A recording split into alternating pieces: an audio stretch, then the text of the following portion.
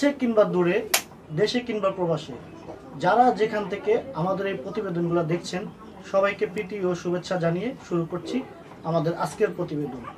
তো আমরা একজন অসহায় নারীর সাথে কথা বলবো, তার জীবনের গল্প জানার চেষ্টা করব। তো আসসালামু আলাইকুম আপু। ওয়ালাইকুম আসসালাম। কি নাম আপনার? পলি। পরে আপনার ফ্যামিলির সদস্য কয়জন? 5 জন। কয় ভাই কয় বোন আপনারা? 2 বোন 2 ভাই। 2 ভাই 2 বোন। বাবা মা আছেন? আব্বু মারা গেছে, আম্মু আছেন। তো বাবা কিভাবে মারা গেছে? মানে বাবা মারা গেছে আপনার পাট বেচতে যাইয়া টলার ডিব্বা মারা গেছে, সাথে জানতো না। আপনার আম্মু কি করেন?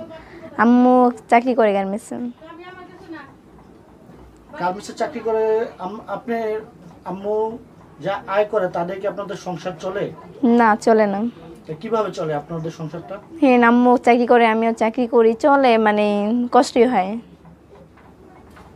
আপনি কোথায় চাকরি করেন? মালিবাগ। মালিবাগ কি গার্মেন্টসে? হ্যাঁ। তো আপনার এখন কি অবস্থা? এখন বর্তমান কষ্টই আছি। এখন ধরেন আপনার অফিসে বেতন দেয় না। কয় মাসের বেতন দেয় না? 3 মাসের মতো হবে। 3 মাসের? হ্যাঁ। কেন দেয় না? দেন আপনার করোনা ভাইরাসের লিগা, তাই মালিকরা পালাইছে, বেতন দেয় না এই কারণে। আচ্ছা, আপনার বয়স কত? আমার বয়স 16 চলতেছে। 16 চলতেছে। আপনার বিয়ে হয়েছে? হ্যাঁ। কিভাবে বিয়ে হয়েছে আপনার সম্পর্ক করে বিয়ে হয়েছে। আপনার হাজবেন্ড এখন কোথায় থাকে?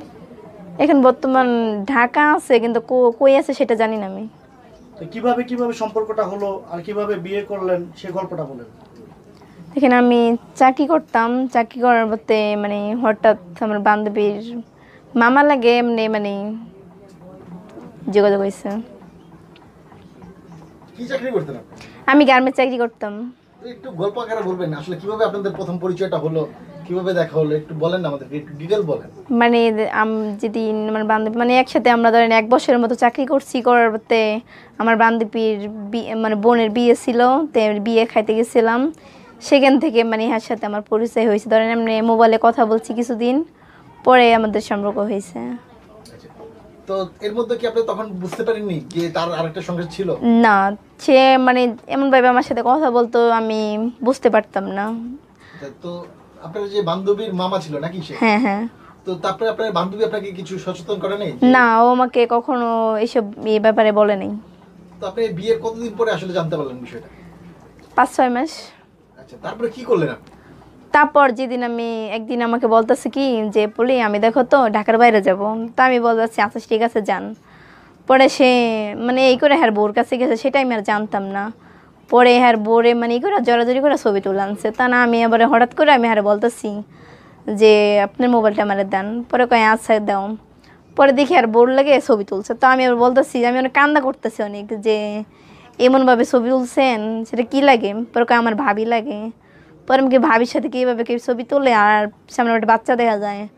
পরে কয় কি না আমার ভাবি লাগে। পরে আমাকে সত্যি কথা বলেন এটা কী লাগে আপনার? আমার বউ লাগে। পরে আমার অনেক কান্দা করছি আমি। পরে আমি কই যে বিয়ে করছেন আর আমার জীবনটা এভাবে নষ্ট করে দিলেন, আমি কি ক্ষতি, আমি তো কোনো ক্ষতি করিনি। কি আর আগে যদি আমার সাবধান করে দিতেন তো আমি মানে আপনি হয়তো চেষ্টা করতাম আমি যাওয়ার জন্য, হয়তো আমার বিয়ে শাদী হয় নাই আর আমার বয়স কম। পরে কথা বলার পরে কয় যাওয়ার হয়ে গেছে গা, এসব পরে আমি আবার অনেক কান্দা করি। পরে আমার বাসা মানে আমার মাম্মা আমার কাছে বলি যে ও তো এমন বিয়ে করছে। পরে কিছুদিন পর এমন করে আমার মানে অনেক দিনই খোঁজখবর রাখে না কে, 1-1.5 বছরের মতো। পরে আবার আমার লইতে এসে পরে কয় মানে কয়তো মানে না ফেলে আমি ময়রা যাবো গা, ওই আত্মহত্যা করতে নিগে যায়। তখন আমার ফ্যামিলি বলতেছে যে আসলে ও আমার কাছে মাপ চায় এমন করে, তা আমি একটা সুযোগ দিই ওরে। পরে আমার এমনি লয়ে গেল, লয়ে যে আপনি মাইদুর করে মানে খাওয়ান খোঁজে ঠিক মতো দেয় না, একদিন খাইলে ঘরের ভিতরে 2 দিন ঘরের ভিতরে খায় না, মানে কথাবার্তা বলে না।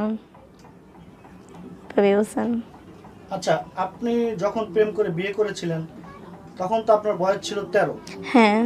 আর আপনার হাজবেন্ডের বয়স ছিল কত? ওর বয়স তখন আপনার 26। 26? হ্যাঁ। তখন আপনার চাইতে তার বয়স ছিল দ্বিগুণ, হ্যাঁ তখন কি আপনি বুঝতে পারেননি যে সে দ্বিতীয় বিয়ে করেছে কিনা বা ভালো মন্দ আমি খোঁজখবর? হ্যাঁ আমি বুঝতে পারি নাই, কিন্তু তাকে আমি অনেকভাবে জিজ্ঞেস করছি যে দেখো তোমার তো বয়স মানে অনেকটাই বেশি, বিয়ে শাদী করছো নাকি? তখন আমার মানে অনেকই করতো, মানে কই না আমি বিয়ে করি নাই এখনো, তুমি বিশ্বাস না করলে আমার ফ্যামিলির সাথে কথাবার্তা বলো, আর এখানে আমার বোন আছে তার সাথে কথা বলো। তখন এরা সবাই বলতো এর বউটা নাকি হয়তো আমার বলছে এর বউটা নাকি ভালো না, তাই আমার কাছ থেকে নাকি লুকাইয়ে গেছে। মানে এখন কি সে তার আগের বউয়ের সাথে আছে? হ্যাঁ হ্যাঁ হ্যাঁ, আর বাচ্চা কাচ্চা নিয়ে আর বউর সাথে এখন আছে। তাহলে ভালো না কিভাবে হলো সেই বউ? ভালো না, তখন হয়তো আমারে মানে বিয়ে করার জন্য, আমার জীবনটা নষ্ট করার জন্য হয়তো মিথ্যা কথা বলছেন। আচ্ছা, যেদিন আপনি জানতে পারলেন যে তার আরেকটি বউ আছে, তখন আপনার জীবনে কিরকম কি নেমে আসলো? তখন ইচ্ছা করছে আমি মইরা যাই গিয়ে, আমি আত্মহত্যা করি করি। তা আমি মরণের গিয়ে ভাবছিলাম যে আমি মইরা যাবো, আমি জীবন লাইকে লাভ কি, আর বাপ মার কাছে কখনো মুখ পাবো না, আর ওর কাছে মুখ পেলাম না, জীবনটা আমার নষ্ট হয়ে গেল, জীবন লাইকে কোনো লাভ কি।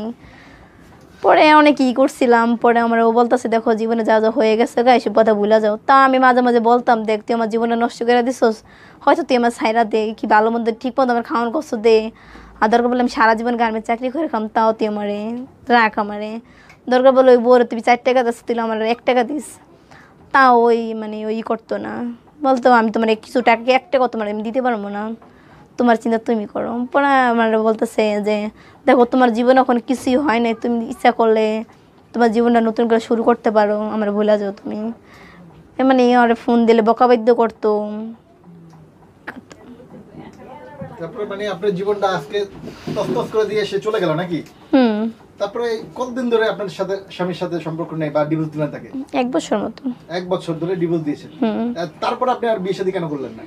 তার সাথে দেখেন একটা বিয়ে বইয়া জীবনে যত কষ্ট পাইছি, আর ফিরা যে বিয়ে বমু সুখ হবে না, শান্তি হবে কোনো ইয়ে আছে, এই করে বিয়ে সাথে বই না। এই কারণে আর কি সারাটা জীবন কি এভাবে কেটে যাবে আপনার? জানি না, কিন্তু সবারই তো একটা জীবন সঙ্গিনীর প্রয়োজন নাকি? হ্যাঁ আছে, কিন্তু এখন বর্তমানে আমার মানে বিয়ে শাদী বড় কোনো চিন্তা ভাবনা আমার নাই। মানে বিয়ে শাদীর উপরে আপনার একটা ঘৃণা চলে আসে হ্যাঁ নাকি? হ্যাঁ হ্যাঁ। আচ্ছা, তো এখন কি আপনি বিয়ে শাদী করবেন যদি আপনার বাবা মা কাউকে পছন্দ করে বিয়ে শাদী দেয় তাহলে? হ্যাঁ। এছাড়া করবেন না? না। তো অনেক মেয়েরাই তো আছে এই যে অল্প বয়সে 12-13 বছর বয়সে না বুঝে তারা প্রেম করে বিয়ে শাদী করে, বাবার অমতে, গার্জিয়ানের মার অমতে। তাদের উদ্দেশ্যে আপনার পরামর্শ? আমি চাই দেখেন, আমি তো মানে বাপ মার কথা শুনি নাকি, আমি কোনো গার্জিয়ানের কথা শুনি না, আমার অনেক বুঝাইছে যে মারে দেখ তুই এই ছেলেটার বয়স বেশি, ছেলেটা বিয়ে করতে পারে, তো আমি কি ওর কথা শুনি নাকি? আমি চাই আমার মতো যে কোনো মেয়ে তার বাপ মার গার্জিয়ান ছাড়া যে বিয়ে। হাজবেন্ড আপনার জীবনটা নষ্ট করলো কেন? কি পূর্বের কোনো আক্রোশ ছিল আপনার প্রতি তার? সেটা আমি জানি না, কিন্তু যখন ও আমাকে মানে প্রেম করার জন্য মানে ই করতো, তো না আমি মানে ই করতাম যে দেখ আমার বাবা নেই কে, আর আমার ছোট ছোট ভাই বোন, আর ওখানে আমি বিয়ে করবো, ওখানে আমার ফ্যামিলি অনেক কষ্ট চলবে, আমি বিয়ে শাদী করতে পারবো না। তখন আমার অনেক ভয় দেখাইতো যে কি লেগে বিয়ে করবে না, আমি মইরা যাবো গা, আমি ওয়ে করবো না না না ই করতাম। আরে তেমন করতে করতে একদিন মানে আমাদের বিয়ে হয় রোজার ভিতরে, 15 রোজায় বিয়ে হয়। তখন একদিন আমি মানে নামাজ টামাজ পড়ে হাতে চলে গেছি, তখন আমরা বলতেছি তুমি আমার আজকে বিয়ে করবা, তখন আমি পারবো না, আমি তুমি তোমার বিয়ে না করো তুমি কালকে আমার মরা মুখ দেখবা। তেমন করে ভয় মুখ দেখাইয়া পরে আমার এসে কাজের অফিসে লয়ে গেছে, কাজের অফিসে নিয়ে গেছে মতন, পরে আমার কইতেছে কাজের অফিসে কইতেছে তোমার কি জোর করে আনছে, মানে আমার এখান থেকে শিখাই লয়ে গেছে তুমি যা বলবা তাই করবা। পরে আমি তা বলছি না আমার জোর করে আনে নাই। পরে আপনার কাজী বলতেছে যে মেয়েটা তো ছোট্ট, বিয়ে করেন যাবে না, পরে আমাদের এরকমের কেস মামলা হয়ে যাবো। পরে ও কিছু টাকা ঘুষ খাওয়াইছে, 7,000 টাকার মতো ঘুষ খাওয়াইছে, পরে বিয়ে হয়েছে। প্রিয় দর্শক, আপনারা শুনছেন আসলে আমাদের বাংলাদেশের বর্তমান কি পরিস্থিতি চলতেছে। তো এই কাজে যদি একটু সাবধান হতো, একটু প্রশাসনকে জানাতো, তাহলে হয়তো এই বোনটির জীবনটা আজকে বেঁচে যেত। সে আর এই তার জীবনে এই কালো অধ্যায় আর নামতো না। সে একটি হয়তো সুখের সংসারে যেতে পারতো, তার ভবিষ্যৎটা আরো উজ্জ্বল হতে পারতো। তো আপু, এখন এই যে করোনা পরিস্থিতির কারণে আপনাদের সংসারটা কিভাবে চলতো? দেখি এখন তো মানে অনেক কষ্টই চলে, বাবা নাই গিয়া, শিয়ানা একটা ভাই নেই গিয়া, আম্মু, আর আমরা ধরেন চাকরি করতাম তখন তো বেতন পাইতাম মোটামুটি ভালোই চলতো, আর এখন তো দেন ঘরের ভিতরে খাওয়ান নাই গিয়া, ঘর ভাড়া টাকা দিতে পারতেছি না, মানে মানে ইতি কষ্টই, যদি কিছু সাহায্য করতো তো অনেকটাই ভালো হতো। মানে কেউ কিছু যদি একটু সাহায্য সহযোগিতা হ্যাঁ, করতো, হ্যাঁ। তাহলে একটু মোটামুটি ভালো হ্যাঁ হ্যাঁ চলতে পারতেন নাকি? হ্যাঁ হ্যাঁ। তো কেউ যদি আপনাদেরকে একটু সাহায্য সহযোগিতা করতে চায়, আপনার আম্মুর নাম্বারটা কি দিয়ে যাবে? হ্যাঁ যাবে। বলেন, আপনার আম্মুর নাম্বারটা বলেন। আমার আম্মুর নাম্বারটা মুখস্থ। তো আপনার নাম্বার আছে নাকি? হ্যাঁ, বলেন, আপনার নাম্বারটাই বলেন। 0906 426881। আচ্ছা, আপনার নামটা আবার বলেন। পলি। পলি। তো এই নাম্বারটা কি বিকাশ করা আছে নাকি আপনার? না। আচ্ছা, তো আপনার এই নাম্বারটা যদি আমরা ইন্টারনেটে ছাড়ি, পৃথিবীতে ভালো মানুষও আছে, কিছু খারাপ মানুষও আছে, হ্যাঁ। কিছু ভালো ফোনও আসবে, কিছু খারাপ ফোনও আসবে। তো আমরা নাম্বারটা কি ইন্টারনেটে দিব নাকি? হ্যাঁ দেন, সমস্যা নেই। আর যদি নাম্বারটা না দিই তাহলে আসলে যারা ভালো মানুষ আছে তারা তো সহযোগিতা করতে পারবে না আপনাদের। হ্যাঁ। তো প্রিয় দর্শক, আপনাদের কাছে দয়া করে রিকোয়েস্ট, কেউ অপ্রয়োজনে অযথা ফোন দিবেন না, কেউ একটু সাদা মনে সহযোগিতা করার উদ্দেশ্যে তাদেরকে ফোন দিবেন। সেই জন্যই আমাদের এই প্রতিবেদনগুলো করা হয়। তো এই প্রতিবেদনটা আপনারা যারা দেখলেন, আপনারা সবাই ভালো থাকেন, সুস্থ থাকেন, এই দোয়া করে শেষ করছি। আল্লাহ হাফেজ।